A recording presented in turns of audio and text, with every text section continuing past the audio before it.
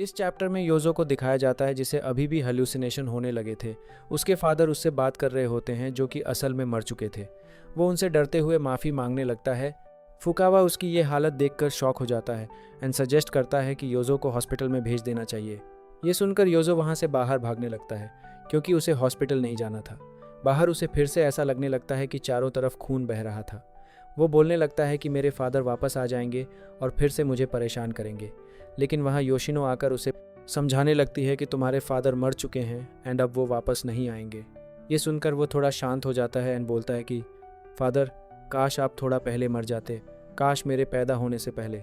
योजो अभी भी नशा करना छोड़ता नहीं है, जिससे उसकी हालत और ख़राब हो जाती है। उसे अपने कमरे में चारों ओर बाल दिखाई देने लगते हैं, जिससे डरकर वो योशिनो के पास आ जाता है। लेकिन योशिनो रोते हुए उससे बोल रही होती है कि मैं क्या करूं, तुम ये नशे करना बंद क्यों नहीं करते हो।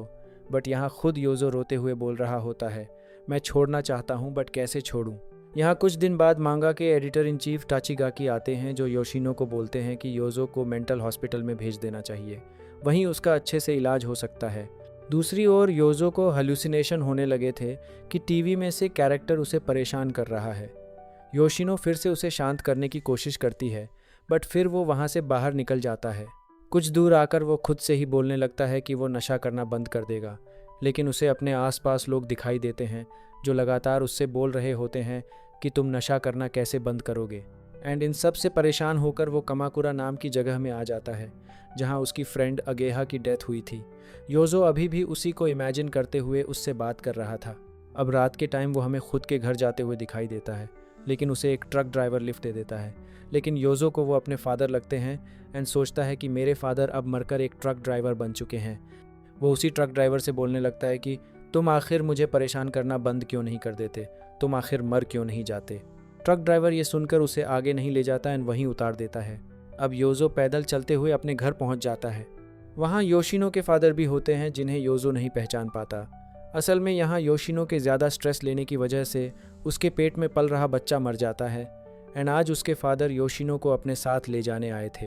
वो योजो से डिवोर्स पेपर पर साइन करवाकर योशिनो को अपने साथ ले जाते हैं। यहाँ योशिनो योजो को छोड़कर नहीं जाना चाहती थी बट अब उसके पास कोई और ऑप्शन नहीं बचा था। अब योजो अकेला पड़ चुका था। वो पूरी तरह पागल बन जाता है जिसे बार बार दौरे पड़ने लगते हैं। उसकी हालत इतनी ख़राब हो जाती है कि वो सिटी में खून की उल्टियाँ करते हुए घूम रहा था, जिसके बाद कुछ पुलिस ऑफिसर्स उसे पकड़ लेते हैं।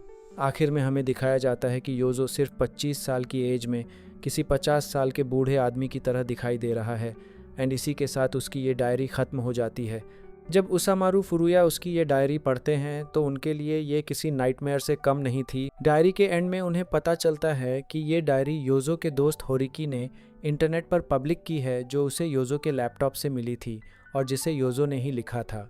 वो बताता है कि जब योजो को सिटी में नशे की हालत में पुलिस ने पकड़ा तो उसके बाद उसे मेंटल हॉस्पिटल में भेज दिया गया, जिसके बाद मैं उससे वहाँ मिलने भी जाया करता था। लेकिन एक दिन योजो वहाँ से कहीं गायब हो गया। अगर कोई योजो को ढूंढ ले तो मुझे ईमेल करके ज़रूर बताना। अब उसामारू फुरुया को बिल्कुल भी बिलीव नहीं होता कि योजो के साथ ये सब हुआ।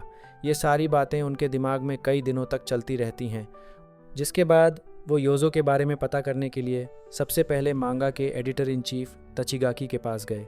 उनसे बात करके उन्हें कंफर्म हो जाता है कि योजो सच में एग्जिस्ट करता है। तचिगाकी उन्हें योजो के बारे में बताते हुए बोलते हैं कि वो बहुत टैलेंटेड मांगा आर्टिस्ट था, लेकिन नशे की बुरी आदत ने उसे बर्बाद कर दिया। इसके बाद जब फुरुया योजो की मांगा पढ़ते हैं तो उन्हें वो सच में बहुत पसंद आती है। फिर वो मामा नाम की औरत के बार में गए जहाँ योजो ने पहले कुछ टाइम तक काम किया था। वहाँ से फुरुया को पता चलता है कि योजो का बिहेवियर पहले सच में बहुत अच्छा था। एंड जब फुरुया योजो की फ़ोटो देखते हैं तो उन्हें पता चलता है कि योजो के पास अच्छे लुक्स भी थे।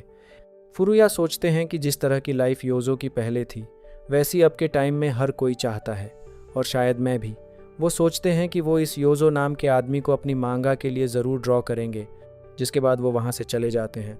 कुछ दूर आगे जाने के बाद उन्हें एक आदमी कूड़े के ढेर पर पड़ा दिखाई देता है, लेकिन जब वो उसे ध्यान से देखते हैं तो जान जाते हैं कि ये वही योजो है जिसे वो इतने टाइम से ढूंढ रहे थे। लेकिन जब वो योजो की ऐसी हालत देखते हैं जो देखने में बहुत बूढ़ा दिखाई दे रहा था, वो उससे कुछ नहीं कहते एंड वहाँ से आगे बढ़ जाते हैं। बस तभी योजो बोलने लगता है, आखिरकार अब एक नई दुनिया की ओर बढ़ने की शुरुआत हो रही है। एंड इसी के साथ योजो की एक पूरी लाइफ स्टोरी यहीं पर ख़त्म हो जाती है।